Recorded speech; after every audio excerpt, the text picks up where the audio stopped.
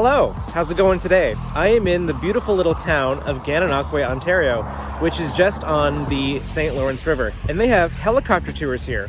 A few months ago, back in 2023, I was lucky enough to go on one of these helicopter tours, and it goes over the town of Gananoque, over across the border into the United States, and there's really good views of the Thousand Islands.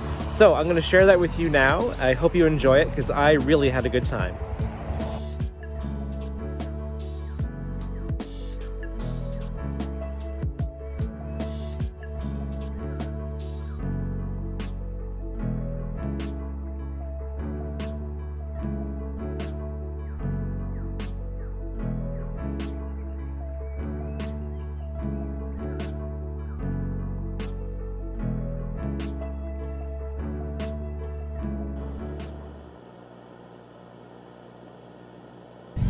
Okay, so for some reason I'm being kidnapped and blindfolded, and I have no idea why, and I will find out soon, I hope.